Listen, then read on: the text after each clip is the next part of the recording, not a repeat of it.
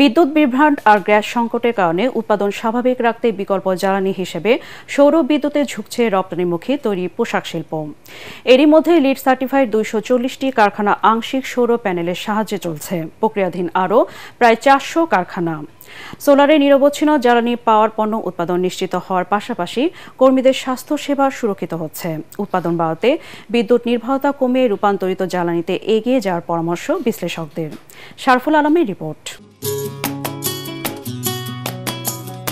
দেশের অর্থনীতির প্রাণ তৈরি পোশাক শিল্প। গেল 5 দশকে অর্থনীতিকে শক্তিশালী অবস্থানে নিয়ে গেছে এই শিল্প।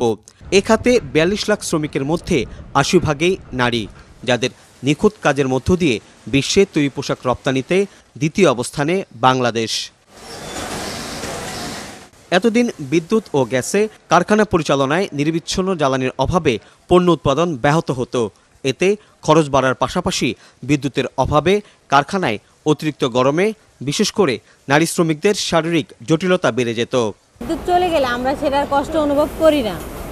কারেন্ট চলে যাওয়ার সঙ্গে সঙ্গে সৌরবিদ্যুতের ব্যবস্থা আছে, এখানে কারেন্ট চলে আসে, এজন্য আমাদের গরমে কাজ করতে হয় না। আর আমরা সে কষ্টটা এখন আর অনুভব করি না।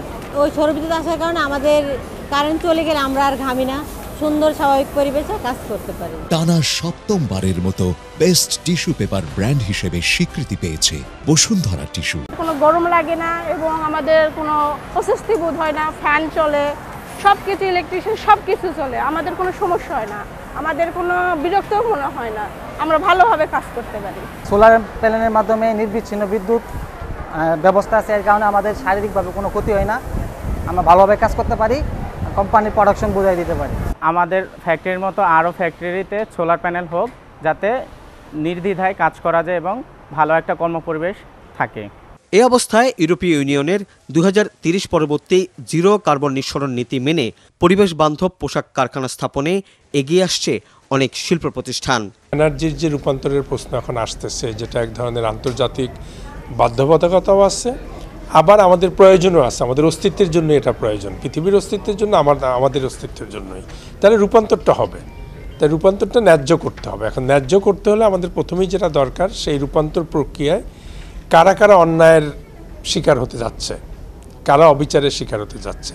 তা সেক্ষেত্রে শ্রমিক হচ্ছে একটা সবচেয়ে বড় গোষ্ঠী, যারা যে কোনো ধরনের নেতিবাচক প্রভাব তাদের উপরে পড়বে। কারণ সেটা হচ্ছে এই রূপান্তর প্রক্রিয়া কোন ধরনের দক্ষতার প্রয়োজন, কোন ধরনের কাজ আসতেছে সামনে, কোন ধরনের কাজ হারিয়ে যাবে, এইটা আমাদের আগে চিহ্নিত করে ওই নতুন দক্ষ শ্রমজীবী মানুষ তৈরি করতে হবে। এখনকার শ্রমজীবী মানুষকে সেই নতুন দক্ষতা উন্নয়ন করতে হবে। এটি একটা নীতিগত সিদ্ধান্ত হতে হবে যে কোনো কারণে এই যে রূপান্তর প্রক্রিয়াটা, এই প্রক্রিয়ায় যেন শ্রমিককে বাদ দিয়ে না করা হয়, তাদের অংশগ্রহণ করানো হয়, তাদের যে আপনার কোনো কারণে তাদেরকে কর্মহীন হয়ে পড়ে, তাদের সামাজিক নিরাপত্তার একটা ব্যবস্থা থাকে, বিকল্প কর্মের ব্যবস্থা থাকে।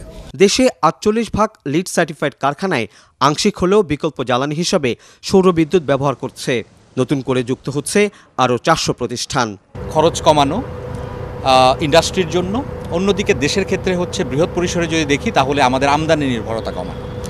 এক্ষেত্রে আমরা যদি সোলার, যেটা আসলে বলা চলে এই কারখানার জন্য অনেকটা ফিজিবল, সেটা করি, তাহলে আমরা কিছুটা প্রায় 15% মতো বিদ্যুৎ আমরা নবায়নযোগ্য জ্বালানি থেকে ব্যবহার করতে পারব এবং সমমূল্যের আমরা গ্রিডের বিদ্যুৎ ব্যবহার কমাতে পারব এবং সেটার জন্য যে পরিমাণ আমাদের ফসিল ফুয়েল ব্যবহার হয় সেটা হয়তো আমরা গ্র্যাজুয়ালি কমাতে পারব। আর এদিকে হচ্ছে যে আরেকটি গুরুত্বপূর্ণ সুযোগ রয়েছে, শুধু নবায়নযোগ্য জ্বালানি নয়, আমাদের জ্বালানি দক্ষতা বাড়াতে হবে এবং জ্বালানি দক্ষতা বাড়ানোর বিভিন্ন সুযোগ রয়েছে। সেটা শুধু বিদ্যুৎ ব্যবহার না, আমাদের যে গ্যাস ব্যবহৃত হয় ক্যাপটিভ জেনারেটরে, সেটা যদি আমরা করতে পারি তাহলে 15 থেকে 16% জ্বালানি দক্ষতা বৃদ্ধি করে 15 থেকে 16% বিদ্যুৎ গ্যাসের ব্যবহার কমানো সম্ভব। এবং যার আর্থিক মূল্য, যেটা একটু আগে বললাম, যেটা কয়েকশো মিলিয়ন, 200 থেকে 300 মিলিয়ন মার্কিন ডলার পর্যন্ত হতে পারে। খুব বেশি হলে আমাদের যে এই খাতে যে বিদ্যুৎ ব্যবহৃত হচ্ছে তার একটি অংশ শুধুমাত্র আমরা নবায়নযোগ্য জ্বালানি থেকে এই মুহূর্তে নিতে পারব। পরবর্তীতে যখন ব্যাটারি স্টোরেজ আরও বেশি সাশ্রয়ী হবে, তখন হয়তো আমরা আমাদের পুরো চাহিদার একটা বৃহৎ অংশ পর্যন্ত আমরা নিতে পারবো। বাট 100% যেই ট্রানজিশনের কথা অনেক সময় বলা হয়, সেটা এই মুহূর্তে ফিজিবল না। যেটা হবে সেটা হচ্ছে আমরা নবায়নযোগ্য জ্বালানি এবং জ্বালানি দক্ষতা বৃদ্ধি দুটোকে যদি করি তাহলে আমাদের অ্যাভারেজ বিদ্যুতের খরচ এবং জ্বালানির খরচ এটা কমে যাবে, অর্থাৎ প্রফিট মার্জিন এখন যেটা থাকছে সেটা আরও বাড়বে। আর আরএমজি সেক্টরে 50%-এর উপর আমার যাচ্ছে ইউরোপিয়ান ইউনিয়নে। ইউরোপিয়ান ইউনিয়নে কিছু লেজিসলেশন এসেছে এখন। এখানে একটা জিনিস বলা আছে যে 2030 সালের মধ্যে আমার ডিকার্বনাইজেশন এফেক্ট দেখিয়ে আমার কার্বন এমিশন রিডাকশন করতে লাগবে। তো যখন আমি রিডাকশনে যাব তখন the only way of doing this is renewable energy distribution plus renewable এনার্জির উপর ফোকাস করা, যাতে ওই ডিস্ট্রিবিউশন নেটওয়ার্ক দিয়ে গ্রিন এনার্জিটা আমরা নিতে পারি। এটা সরকার কিছু উদ্যোগ নিয়েছে ভালো, যেমন একটা ছিল যে উইলিং চার্জ দিয়ে আমি অফসাইট কোনো সোলার ফার্ম করলাম, ওখান থেকে আমার ফ্যাক্টরিতে যেটা ইউজ করবো উইলিং চার্জ দিয়ে দেখাবো যে এই ইলেকট্রিসিটি গ্রিড পাওয়ার থেকে স্টেপ ডাউন করে আমি নিব। এটা বাংলাদেশের যে বাস্তবতা, যেভাবে আমরা ফ্যাক্টরি গড়ে উঠেছে এটাকে you have to take into account. আর এখানে সবাই যে বড় ফ্যাক্টরি এটা না, এখানে এসএমই বহুত ফ্যাক্টরি আছে, ওদেরকেও ইন্টিগ্রেশন করতে লাগবে। সোর্স অফ আমি যেটা জেনারেটর চালাই, জেনারেটর ধোঁয়াটা আসবে, ওটা কিন্তু ওনাদের স্বাস্থ্যের জন্য ভালো না। হ্যাঁ, কিন্তু আমি যখন রিনিউয়েবল এনার্জি করবো তখন কিন্তু we can do a lot of things, আর এটা এনভায়রনমেন্টাল ফ্রেন্ডলি হবে। পোশাক শিল্পের প্রযুক্তি নির্ভর প্রাকৃতিক শক্তি ব্যবহার করা গেলে 17.6 জ্বালানি সাশ্রয় করা সম্ভব হবে বলে মনে করছেন বিশ্লেষকরা। প্রচলিত বিদ্যুৎ ব্যবস্থার পাশাপাশি সোলার প্যানেলের মাধ্যমে অনেক পোশাক কারখানায় তাদের পণ্য উৎপাদন অব্যাহত রেখেছেন। এতে করে বিদ্যুতের উপর যেভাবে চাপ কমছে, অন্যদিকে দেশের তৈরি পোশাক কারখানাগুলো সবুজ কারখানার দিকে এগিয়ে যাচ্ছে।